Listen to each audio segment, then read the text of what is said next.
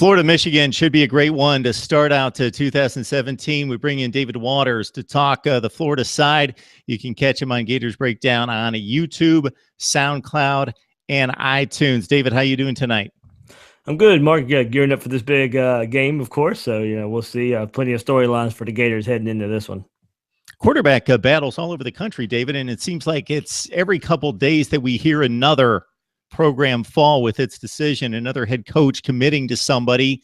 Malik Rozier being the most recent there at Miami, but Jim McElwain holding out on us. So that could be good news in terms of it being a fierce battle between two very capable quarterbacks, or he could just have a very difficult time at this point deciding who it is. So based on what you're gathering out of camp, based on your observations leading into the battle here in August, your impressions of both quarterbacks and maybe what your preference would be. Yeah, Mark, going into fall camp, it was kind of assumed that Malik Zaire, being the grad transfer and the most big game experience, would be the guy to lead the quarterback battle, but he's kind of fallen to the wayside and even third behind Felipe Franks and Luke Del Rio, believe it or not. Luke Del Rio is showing up in camp.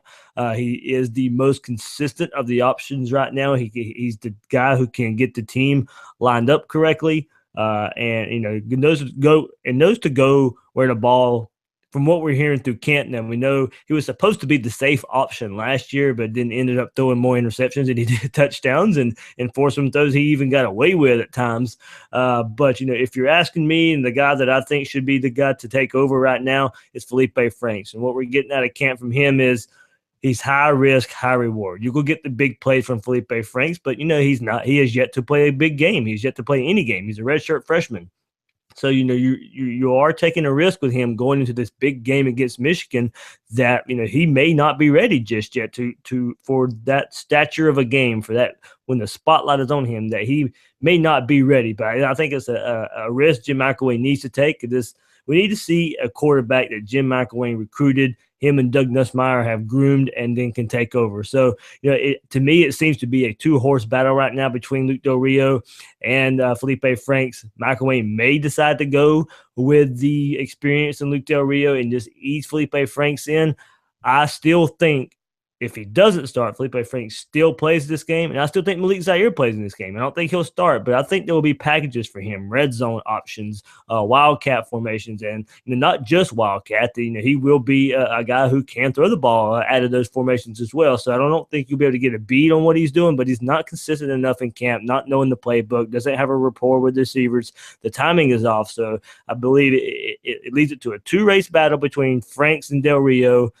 If it was me, I go Felipe Franks. I don't know what Jim McElwain to do. He'll probably go with the experience in Luke Del Rio, but it won't surprise me either way if he goes with. From what we're hearing through camp, if it won't surprise me either way if he goes with Franks or Del Rio. As you mentioned, David, folks down in your parts and even nationally just assumed that Malik Zaire would come in and be the guy and step in and gain the job, that there would be a competition, but that he would gain the job. And I mentioned down by your parts because you saw it just a couple of years ago with Everett Golson stepping out of the Notre Dame program because of some issues there off the field. And then he gained the Florida State job. He didn't set the world on fire, but he was consistent and led them to a decent season by Florida State standards. And Malik Zaire expected to do the same, but he did lose his job at Notre Dame as well. So it wasn't as like he was entrenched as the starting quarterback with the Fighting Irish. All right, Antonio Callaway will not be available for week one. We know what the situation is there with Callaway among 7 suspended players for the Michigan game. Callaway being the one guy that's a huge factor in this one. In looking at the other 6 players, based on what I remember, it's been a few days, but you did have one loss along the defensive front that's going to lose some depth for the Gators up front. But basically, it's Callaway that's going to really hurt this team. And so how do you expect the personnel breakdown to fill the void? Well, luckily for Florida, Mark, this is one of the deepest positions on the Florida team. Now, we don't get to see it all too often because they're held back by the quarterback position. But what you're getting here is Antonio Callaway is now gone, but you have Tyree Cleveland, you have Freddie Swain, Josh Hammond, Daquan Green is a true freshman who's turning heads, but you also have the steady Brandon Powell that you've been able to lean on, and Dre Massey, who should have been played last year. He was going to be a big part of the offense last year. Got hurt on the opening kickoff. But the guy to watch out for, Mark, besides Tyree Cleveland, who we saw big playability from him last year, will be true freshman Kadarius Toney. I think he's going to be a playmaker. We saw him in the spring game line up at quarterback. He's now going to be a receiver that they can move all over the field. I think you'll see him on sweeps. You'll see him on reverses. You may see him in the backfield as well. He's a high school quarterback. He threw for a lot of yards in high school as a quarterback from Alabama. He's going to be an X-typer. He's going to be a guy, I think, by the time everything gets lined up, that Michigan will have to keep an eye on, because they don't know a lot from him. And going through camp and what we saw through spring, Toney is going to be a playmaker. So, Florida's really, really deep at receiver. Like I said, quarterback holds them back a bit. Tyree Cleveland, I think, is going to be the main focus at the wide receiver position. He's still the big play guy here. But Toney was going to get plenty of carries. But, Brandon Powell, we know how consistent he's been. He's been if you go back to the spring game, he was Felipe Frank's favorite target. He was the guy he could look for underneath, the guy that could convert some third downs. So I think if Frank plays, look for him, look for Brandon Powell to be a target for him. But, luckily, I mentioned Josh Hammond. He had a really good spring. Freddie Swain missed spring, but, he's going to look to be a target too. Florida is deep at receiver. So, the thing about this, if Florida gets good quarterback play, I don't think the loss of Antonio Callaway is that big of a deal. If they struggle again with quarterback play, Antonio Callaway is really about the only receiver that was proven that he could still be a game-changing type receiver with the subpar quarterback play. So one of these other guys will have to break that mold and break through if the quarterback play is not there. But if the quarterback play is good, and we see improved quarterback play from what we've seen these first 2 years under Jim McElwain, I don't think the loss of Antonio Callaway is that big. And I know that sounds weird to say because of how this Florida offense has struggled and you're losing your best player, but at wide receiver, it is the deepest position on the offense for the Gators. Can't wait for Michigan, Florida in week 1. David Waters from Gators Breakdown. Please join him there on SoundCloud, YouTube, and on iTunes. My content there as well on SEC Breakdown along with David as we cover the SEC. And before we let you go, just your feel going into this matchup, because here's so much rhetoric on one side and the other. And I don't expect you to make a pick at this point, David, but just for the two of us and people like us that really dig deep into college football, in particular personnel, and I go a little bit crazy during the off season when I hear the national narrative, and there's just kind of a 1 or 2 line narrative that's attached to most programs. And so for Florida, it's, well, they lost some guys on defense, but they'll be fine on defense. They've got no offense. Malik Zaire, I've even heard as of the last couple of days, national platforms assuming Zaire's the starter, he's the guy. And then on the Michigan side, they lost 18 starters. So either it's, well, they're going to take a huge step back, or Jim Harbaugh is great, so they'll be fine. They're a top 10 team. And that's pretty much what we know about both teams. And obviously you dig deep with Florida in particular. So do you have a good feeling about this one at this point? Mark, I had a better feeling a few weeks ago before, Florida's had some off the field troubles. We mentioned Antonio Callaway, and now it came out today, freshman receiver James Robinson was caught, with a marijuana possession there. Not much has probably come from that. He's still been practicing all week.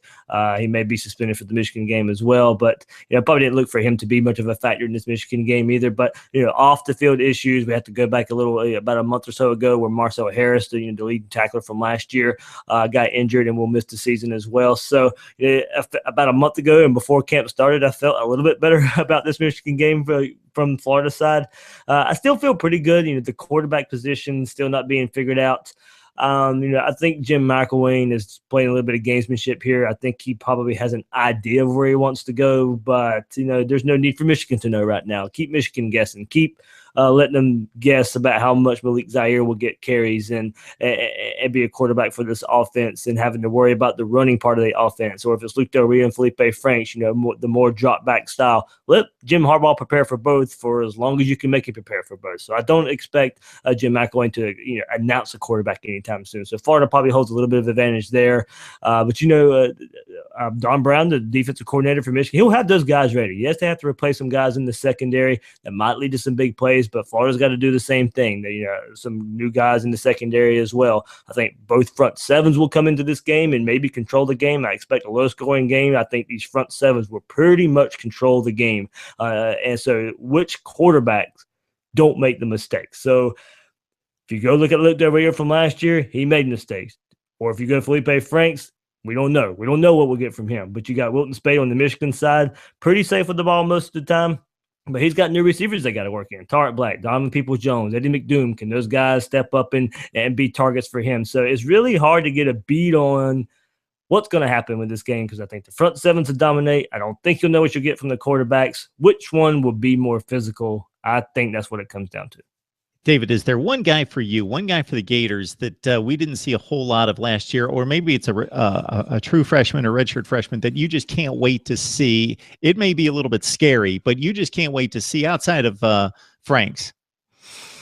I just say Kadarius Toney, from when we were kind of previewing what might happen at receiver too, but the guy I still look for is still also Dre Massey. I mentioned he got injured on the opening kickoff last year. We didn't get to see anything from everything we heard from camp a year ago. If you go back a year ago, it was how much he was going to be a factor. He was going to also line up in different positions on the field if they needed him in the backfield, if there were some wildcat scenarios, sweeps, reverses, screen passes. So I think Dre Massey, I think Florida's going to find some creative ways to. I don't think they're going to be able to run north and south on this Michigan team. I think I have a lot of respect for Jordan Scarlett. I'm still not so sure about the offensive line. So I think you'll see Massey team with Toney, maybe some sweeps and reverses, get that Michigan defensive line running east and west and not run right into them. So I think I'll still say a slash between Toney and Massey. I just really want, one guy missed last year. One guy's a true freshman coming into this year. I really want to see how Jim McElwain and Doug Nussmeier get creative and use those guys together. It's Gators Breakdown. It's the very best in Florida football coverage. Join David at SEC Breakdown on YouTube, or look up Gators Breakdown as well. iTunes, also SoundCloud as well, if you want the audio version for the best, again, in Florida football coverage. David, we appreciate it. We know you're running all over the place to take the time with us tonight. Thanks, Mark.